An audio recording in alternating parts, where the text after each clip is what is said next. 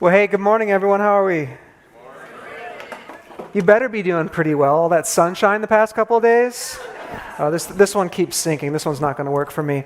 God's interesting with Seattle because for the last 4 or 5 months, it's like gray and rainy, and then all of a sudden God's like, sunburn, I was like, all right.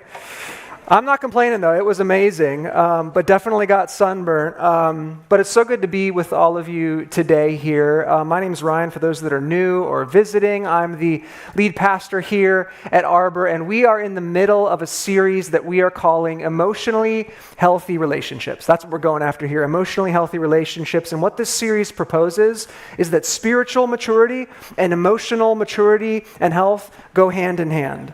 That spiritual maturity and emotional health are inseparable. That you can't grow as a follower of Jesus Christ and remain emotionally unhealthy and have a life full of emotionally unhealthy relationships. And so essentially, what we're doing in this series is we're trying to get as practical as possible and go after being a people who are better at loving God and loving others. We saw this last week that Jesus said that all the law and all the prophets rest on these 2 commandments, that we would love our God with all of our heart and soul and strength and mind, and that we would love our neighbors as ourselves. And so over the last few weeks, we've learned some skills that help us do this. And a couple of weeks ago, we learned this skill called stop mind reading. This idea that we are to stop making assumptions about why other people do what they do, why other people say what they say, that we are to stop making up stories about other people and their intentions and their motivations, and instead sit down with that person and have an in-person, adult, clarifying conversation. Remember, being an adult's hard. It's hard work. Last week, we learned that in order to be emotionally healthy and have emotionally healthy relationships, we need to clarify expectations. And we learned what a valid expectation was. Does anyone remember what a valid expectation was? None of you. It's so depressing. It was just last week. Come on. A valid expectation needs to be conscious, realistic, spoken, and agreed upon. That's what that needs to be. That's what a valid expectation is. Did any of you have any sort of clarifying conversations around expectations last week with a friend or with your spouse? Couple hands. How did that go? Good? Bad? I see the look in some of your eyes. You're like, no, that was not good. We need that teaching on fight cleanly like yesterday. That's coming. Not today, though. Not today. Today's teaching is titled Become Self-Aware. Become self-aware. And so today, instead of dealing with our exterior world of relationships, we are going to turn our attention to our interior world and what's going on inside of us in our own hearts. We're going to learn about becoming self-aware. And if that sounds weird to you and you're like, man, you have already lost me, I do not want to go there. Listen, here's what being self-aware means.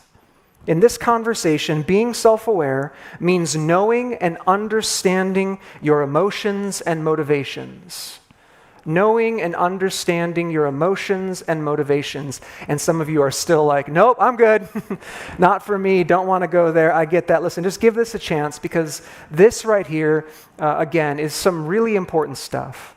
It's really important. It's a really important concept for our own spiritual growth, for our own spiritual maturity, and for the spiritual health and the emotional health of our community. Because I want to let you in on a little secret here at the very beginning. Is that okay? It's this idea that, listen, we all don't experience emotions in the same way, and we're not all motivated by the same thing. Did you know that? It's true. It's true. And here's another secret. We all experience emotions. We all experience emotions. I don't care if you don't like emotions or if you're like, no, I'm not an emotional person. Listen, we are all emotional people. We're emotional people. And we have emotions, but we experience them differently. And listen, more importantly, we grew up and learned how to deal with and handle and process our emotions differently. We all grew up in different environments and learned different ways of handling emotions. For instance, some of you, I bet, grew up in some probably pretty healthy households where your emotions were welcomed and they were invited in, and you had parents that were like, yes, let me hear them. And if you were lucky enough, you had wise parents who guided you through them, how to handle them and deal with them. And if that's you, good for you, okay? Good for you, all right? Because I think for most of us, we grew up in imperfect households. And maybe some of you grew up in a home that was absolutely, utterly driven by emotions. A life of chaos where it was just total insanity. And any time now, emotions rise up in your own heart, or you engage in a relationship and it gets emotional, you find yourself pushing that away because you're no, that just leads to a mess. Others of you probably grew up in a house where, emotions were just kept away from the house. Like a stoic, emotionless place. And anytime they rose up, you try to keep them in their place, which was as far away from human interaction as possible. We all grew up in these different environments. I remember at some point in my life growing up and seeing this illustration before. Have you ever seen this before? This little train? The train here is not just any train, it's a special train. And it's a train that helps us understand the difference between facts and faith and feelings. And in this little illustration, facts or objective truths from the Bible are the engine. And according to the picture, this is what should be driving our lives. And then comes faith, because faith is not led by our feelings. It should be led by these facts from the Bible or whatever. And then finally, pulling up the rear, the caboose of the train, so to speak, are our feelings. And in this cartoon train illustration, our feelings are only valid when they follow a faith that is rooted in facts. Now, listen, I share this illustration with you, not because I think it's entirely wrong per se. I just think it's an extreme oversimplification of our reality. I think it's an extreme oversimplification of our reality, because if I were to sit down with so many of you and hear your story about how you came to faith in Jesus, how you surrendered your life in relationship to Him, the story I would hear, I think, would be this deeply emotional story. It wouldn't be some story where you came across some paper with all these objective facts about Jesus and you were like, I'm in. For some of you, maybe that was your story, okay? But I think for a lot of us, for a lot of you, it was a season of searching and longing, and maybe you had come to the end of yourself, and it would be this deeply emotional story about how you were eventually confronted with the goodness and the love and the kindness and the truth and the reality of Jesus, and that's how you came into a relationship with Him. That's the most common story I've heard. That's many of our experiences. And in all of the nuance and complexity of our lives and our stories, I don't think all of that lines up with that nice, tidy, linear picture of that train. And on top of this, I don't think that train picture accurately conveys what we see in the Scriptures, what we see in God's Word. Because nowhere in the Bible does it say that certain emotions are bad and certain emotions are good. Nowhere in the Bible does it say that all emotions are untrustworthy all the time and must be kept at arm's length and we can't trust emotions whatsoever. I think what we see in the Bible is that the Bible certainly says that there are emotions, and certain emotions are difficult, they're hard, they're unpleasant, while there are other emotions that are good and pleasant and enjoyable. And as you look at the Bible, I think what we see in the Scriptures is that emotions are an essential part of what it means to be a human made in God's image. Emotions are a central part of what it means to be a human made in the image of God. This is because God has gifted us with emotions. He's designed us with emotions. And he asks us and he invites us to experience them, to learn from them, and to become self-aware about them. Briefly, in Ecclesiastes 3:4, the writer says this, that in our lives, there is a time to weep, there is a time to laugh, there is a time to mourn, there's a time to dance. So there's a time to be happy. There's a time to be sad. There's a time to be angry. There's a time to make a fool of yourself and go on the dance floor at a wedding, and dance. Like there's a time for all of those things in our lives. And so it's a good thing to become self-aware. And so this morning, what I want us to do is I want us to look at this specific story in the Old Testament in 1 Samuel 18. If you have your Bibles, you can open up and turn there right now. 1 Samuel chapter 18. And in this story, we're going to look at two individuals, kind of like last week, but two individuals. One individual we'll see is not self-aware of what's going on inside of them. They're not processing the emotions that they're experiencing in their life. And the other person, while not perfect, is far better at looking at those emotions and learning from them and hearing from God through those emotions what God's will is and how that person might love others better. And what we'll see in these stories is that these two ways of living can lead to vastly different results, vastly different ends.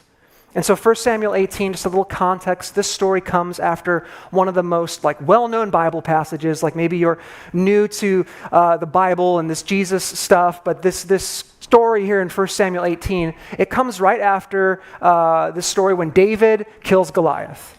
David, the young shepherd boy, gets the stones, gets the sling, kills this giant Philistine, and everyone celebrates him, and King Saul marvels at his bravery and his faith. And so then we get to 1 Samuel 18, verse 5, and it says this.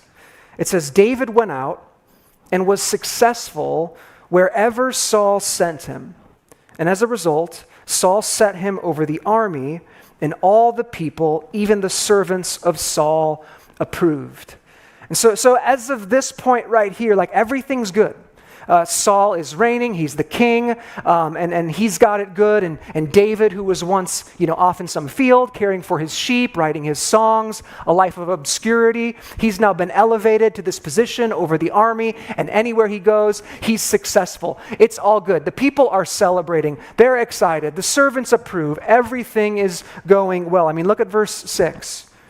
Verse 6 says, as they were coming home, when David returned from killing the Philistine, the woman came out of all the towns of Israel, singing and dancing to meet King Saul with tambourines, with songs of joy, and with musical instruments.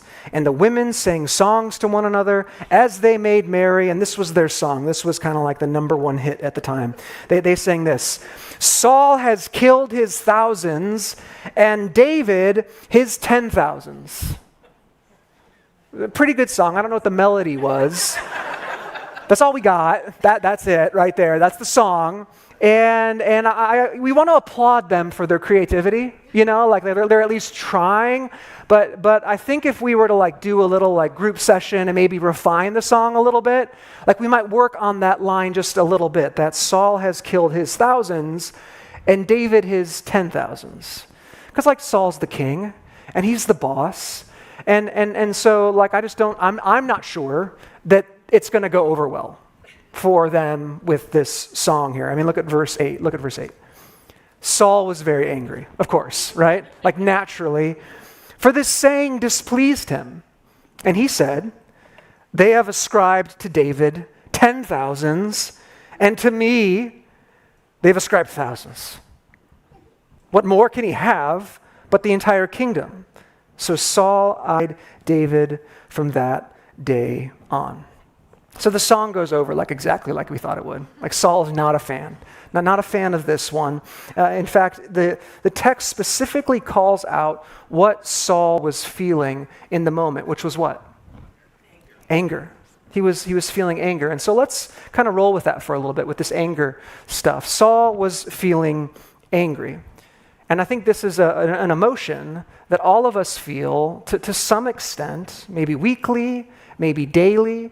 And here's the thing about anger. Remember, there are no good emotions or bad emotions, only difficult ones and easy ones. And I think most of us would agree that anger is a difficult emotion, right? Most of us don't like feeling angry. I mean, sometimes, but most of us don't like feeling angry. But listen, it's okay to feel anger. Sometimes it's normal. Sometimes it's the right response to your circumstance. Ephesians 4:26 even says, "In your anger, do not sin." So we see in God's word that it's possible to feel anger and to not sin. The other thing that we need to know about anger is that anger is what we would call a surface emotion, which means that like when we feel angry, there's usually something going on underneath the surface.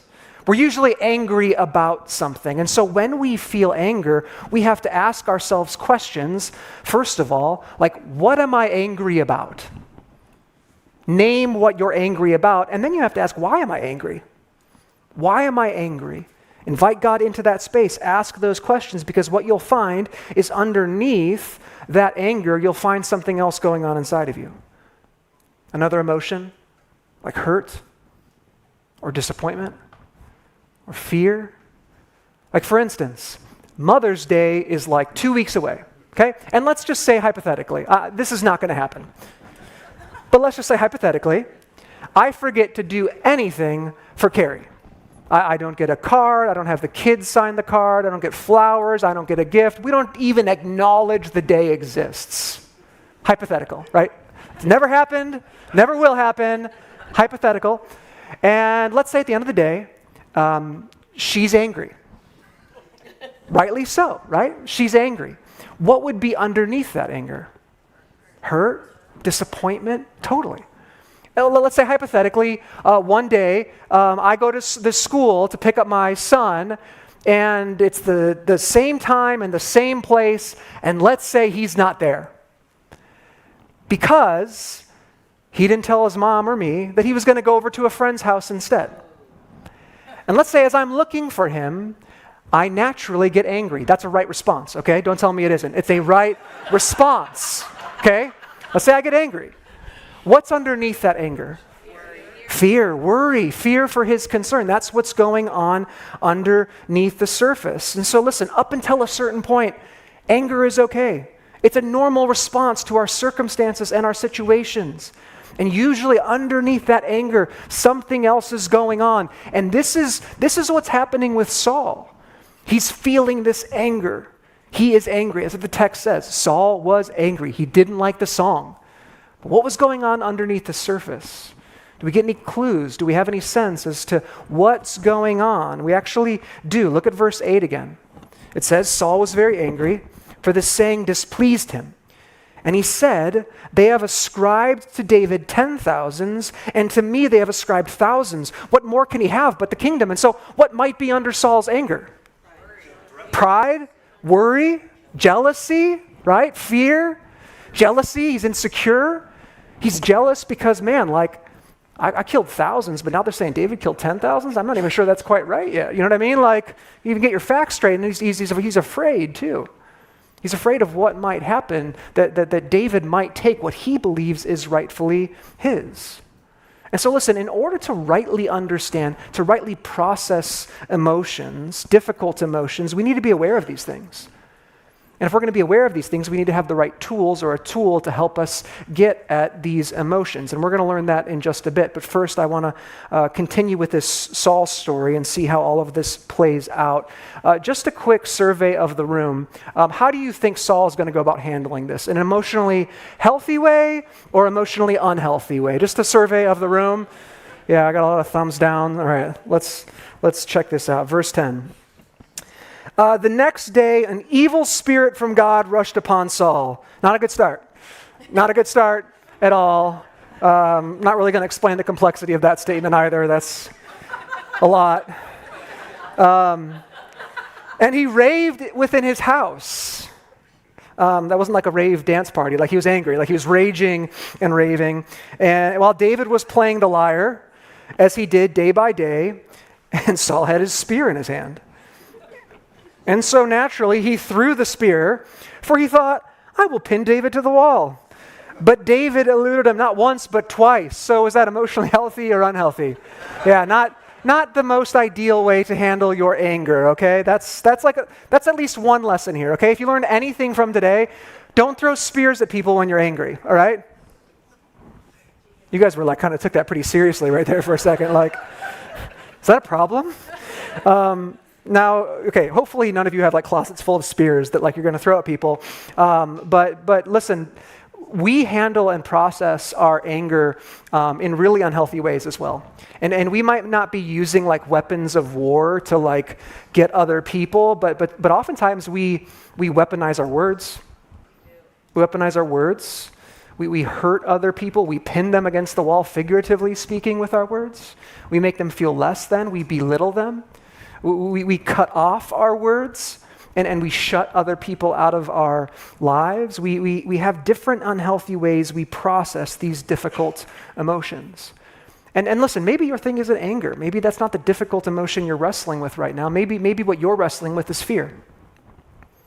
It's fear, and you're walking around with this low-grade anxiety all the time, and you're just worried about like bad news that's gonna drop, and so you allow that fear that you won't look at, that you won't process, to dictate every facet of your life. You're driven by that, or maybe it's not fear, maybe it's hurt. Maybe there's some hurt in your life. Maybe it's fairly recently. Maybe it's from a few years ago. Maybe it's decades old, and you've never looked at it and processed it, and you just have it in your heart buried deep down inside, and it comes up once in a while unexpectedly, or you bring it up once in a while and you just look at it, and so much of your life has been built around and revolves around this unprocessed, difficult emotion of hurt. And so whatever it is that you are wrestling with here this morning, God invites you to look at that thing and to become self-aware about these things, about your emotions that you're experiencing, about your motivations. And he invites us to look at these things and process these things, because ultimately we can't grow spiritually until we do. And not just personally, but as a community as well. And that is essential. Having that emotional health is essential for us to grow as a community that loves God well and loves others as well. We can't leave these emotions unprocessed. We can't. Here's some truths about unprocessed emotions. First of all, unprocessed emotions don't just die. They don't just die. Like if you just choose to bury them, you're burying them alive, and they will come back as like emotional zombies. They will. They don't just die. Again, emotions aren't bad or good. God designed us with them. They're not a part of the fall or the brokenness. He's equipped us with these things. And if we don't acknowledge them, they will come back up like the night of the living dead, and they will show up as other emotions. They'll show up physically. Through insomnia, through like high blood pressure, through anxiety and panic attacks, bunch of other physical ways. Listen, unprocessed emotions don't just die. Another thing, unprocessed emotions, here's another one, they can leak out onto others. They can leak out onto others. My hurt, my anger, if left unaddressed, can lead to me being short with other people, quick to anger. You know the saying, hurt people hurt people? Have you heard that before? Yeah, like most of us have heard. It's a cliche, right? It's a cliche, but it's a cliche because it's true. Hurt people hurt people. When we don't process those emotions, they can leak out onto others. Increased defensiveness, quickness to crying in conflict. And listen, even this, sarcasm. Yeah, sarcasm. I've always hoped and dreamed that sarcasm would be looked at as like a spiritual gift or a love language. But apparently, some of the times, sarcasm is just like a way that we cover up unprocessed, unhealthy, difficult, emotions, apparently. So I've got work to do, I guess. Unprocessed emotions can leak onto others. And one more thing, unprocessed emotions cover over pleasurable emotions. Right? Isn't that the worst part about them? And we can try to do everything we can to like cover over those unprocessed, difficult emotions, but they usually rise to the top. Like if you have a bottle full of oil and vinegar and you shake it up, what happens at first? They mix up, right? It's like, oh, it's mixed. But then if you set that thing down and let it rest, what happens? It separates. The oil rises to the top, and the vinegar sits at the bottom. And so the same thing happens with our unprocessed, difficult emotions. We can try to shake our hearts up and do a bunch of things, and we can try to get a hobby and distract ourselves. We can cover it up with a few drinks. We can stay busy. We can go on a vacation. But when you sit down and you rest and you allow yourself to just be with God, those difficult emotions start to rise to the top. It's why when you put your head on your pillow at night, all of those thoughts come rushing to your mind, because you're finally quiet, because you're finally not shaking things up. You're finally being still. And so when we refuse to be self-aware about our emotions, this is what happens. And sadly, this is what happens in Saul's story. He continues to neglect this part of his life, and it ends really poorly for him. In 1 Samuel 31, Saul had just continued down this path of unhealth and not addressing what was going on inside of his heart and the emotions that he was feeling about what God was doing in his life and the decisions he was making. It eventually led to Saul making a really irrational decision to go into this battle with some neighboring nations. And that battle led to the death not just of one of his sons, not just two, but three of his sons he witnessed die on that battlefield. And at the very end, he took his life. A tragic ending to a pretty tragic life. And a warning to all of us about the importance of growing in self-awareness. And so how do we become more self-aware? How do we grow in this? How do we grow in this, not just for our own personal thing, but for one another, for our church, for this community? We can start by taking a closer look at the other character in this story, David. Now, David wasn't perfect. We see this in the scriptures, but he was able to do something that Saul was not. He was able to pay attention to and process the emotions that were going on inside of him, and he was able to bring those before God in order that he might love God more and love others. David was pretty good at this. And how do we know that David was pretty good at this? Well, we have a not-so-little book called the Psalms, okay? And David didn't write all of the Psalms, but he wrote a lot of these Psalms. And these songs and poems that David wrote to God, what they show us is they show us the heart of a man who was brave enough to go to God with these things. He was brave enough to confront these things, to address these things, to learn from these things, to listen to God, and to discern his will regarding these things. And that's our aim, and that's our purpose of doing all this today. To become self-aware of our emotions with the goal of processing them in order to better discern God's will and to better love others. That's the purpose in all of this. And so real quick, what I want us to do right now is I want us to look at Psalm 22. Psalm 22, from the looks of it, we can't know beyond a shadow of a doubt, but it looks as though this was a psalm that David wrote in the midst of his conflict with Saul. Again, we don't know 100%, but a lot of scholars think that he wrote it during this time. And I'm going to read a part of it over us right now. And here's what I want you to do as I read this psalm. I want you to try to put yourself in David's shoes. And as you do that, I want you to identify some of the emotions that he was bringing before God, some of the emotions that he was feeling, that he was calling out. And so keep that in mind as I read this, Psalm 22. He writes this, my God, why have you abandoned me? I groan in prayer, but help seems so far away. My God, I cry out during the day, but you do not answer. And during the night, my prayers do not let up. He's talking about his enemies, open their mouths to devour me like a roaring lion that rips its prey. Verse 14, he writes, my strength drains away like water. All my bones are dislocated. My heart is like wax. It melts away inside of me. The roof of my mouth is as dry as a piece of pottery. My tongue sticks to my gums. You set me in the dust of death. When's the last time you were that honest with God? When's the last time you poured your heart, you poured your emotions out to God like that?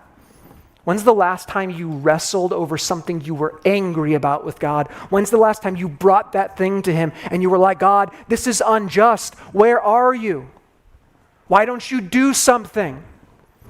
Well, when's the last time you brought fear before God and you were like, God, this thing is terrifying me. I'm so anxious. Would you move? When's the last time you sought God in the midst of that pain and those emotions and the difficult emotions and asked God to enter into your life and be like, God, would you lead me? Would you make me whole? Would you heal me?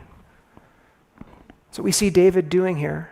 And it's so important because, listen, this is where self-awareness begins.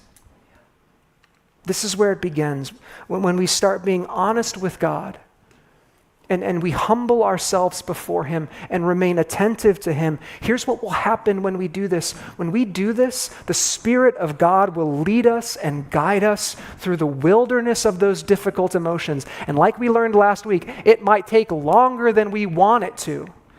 But the Spirit of God will lead us through the difficulty, the wilderness of those emotions to a place of greater emotional health and spiritual maturity. You can't bury it. You can't neglect it. You can't deny it. You have to go through it. You have to look at it. You have to address it.